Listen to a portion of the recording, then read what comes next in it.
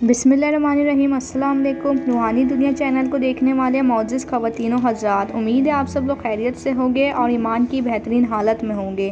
آج کی ویڈیو میں ہم بات کریں گے حضرت نوح علیہ السلام کی نافرمان بیوی کے بارے میں کہ اس نے حضرت نوح علیہ السلام کو کیسے دھوکہ دیا اور اللہ تعالیٰ نے اس کا کیا انجام کیا۔ لیکن آپ سے گزارش ہے، اگر آپ میرے چینل پہ نئے ہیں تو میرے چینل کو سبسکرائب کر کے بیل آئیکن کو پریس کر دے تاکہ آپ کو صحابہ کرام رضی اللہ عنہ کے بارے میں معلومات ملتی رہے۔ کفر و شرک میں ڈوبی ہوئی قوم نے شیطان کی پیروی کرتے ہوئے 5 بڑے بت بنا لیے اور ان کی عبادت کرنے لگے۔ یہی وہ پہلی قوم تھی جس نے بت پرستی شروع کی۔ حضرت ادریس علیہ السلام کے پڑپوتے حضرت نوح علیہ السلام کو اللہ پاک نے نبوت عطا فرمائی اور اس قوم کی رہنمائی کرنے کا حکم دیا۔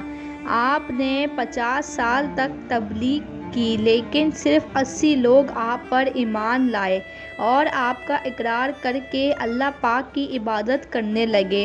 آپ کی بیوی کیسے آپ کے بیٹوں کو ورگلاتی تھی اور انہیں آپ کے ہی خلاف کرتی تھی۔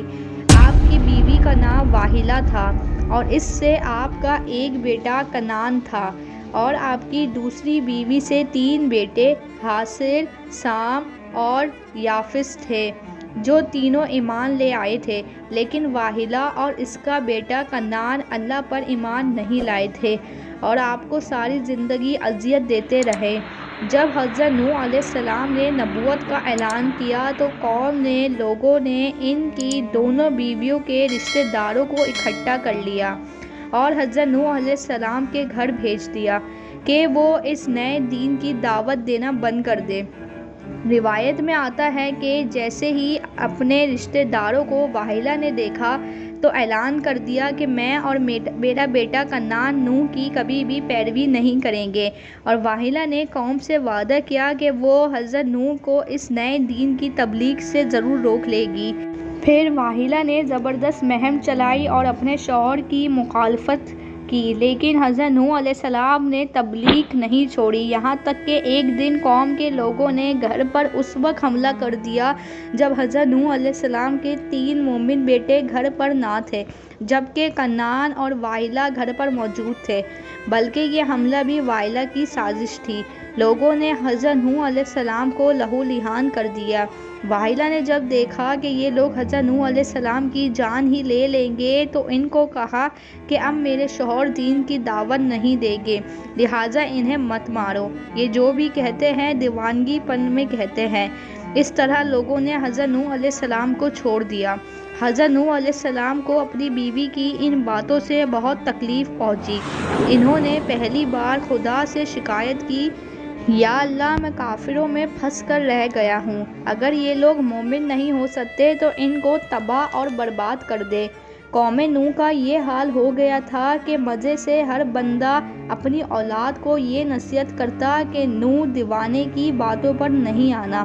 پھر جب اللہ تعالیٰ کی وحی نازل کی اور فرمایا جو ایمان لا چکے ہیں ان کے علاوہ اب آپ پر کوئی ایمان نہیں لائے گا، اللہ تعالیٰ نے آپ کو ایک کشتی بنانے کا حکم دیا اور فرمایا کہ کشتی نوح میں سوار ہونے کے علاوہ دنیا کی تمام مخلوق تباہ اور برباد ہو جائے گی۔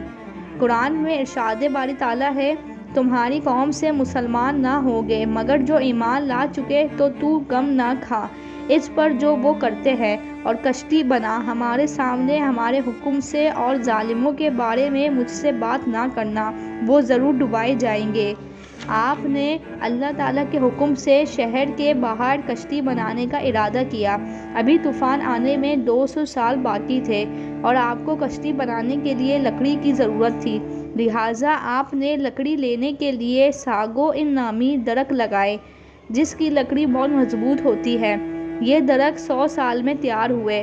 اس کے بعد جو آپ پر ایمان لائے تھے ان کے ساتھ مل کر کشتی بنانا شروع کی۔ یہ دنیا کی پہلی کشتی تھی۔ کشتی بناتے وقت آپ کو لوگوں نے بہت زیادہ تنگ کیا۔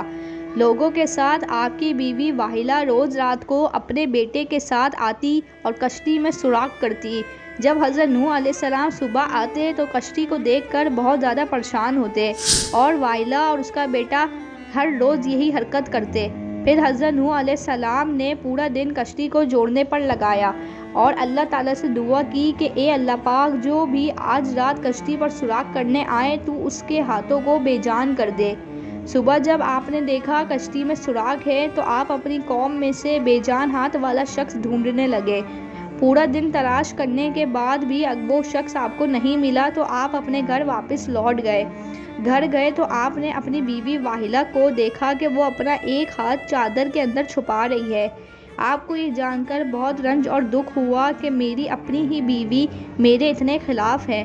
خیر، جب طوفان کا وقت شروع ہوا تو حضرت نوح علیہ السلام نے کشتی میں چرند پرند درندوں کے ایک ایک جوڑے کو کشتی میں رکھ دیا، اور خود آپ اور آپ کے تینوں بیٹے حام، سام اور یافس اور ان کی بیویاں اور آپ کی مومنہ بیوی اور 72 مومن مرد اور عورت، کل 80 افراد کشتی پر سوار ہو گئے۔ پھر حضرت نوح علیہ السلام نے اپنی نافرمان بیوی واحلہ کو بھی کشتی پر آنے کی دعوت دی، تو آپ کی بیوی واحلہ نے کہا تمہاری باتوں پر کون اعتبار کرے جب پوری قوم تم کو جھٹلا رہی ہے، اور اس نے صاف صاف انکار کر دیا۔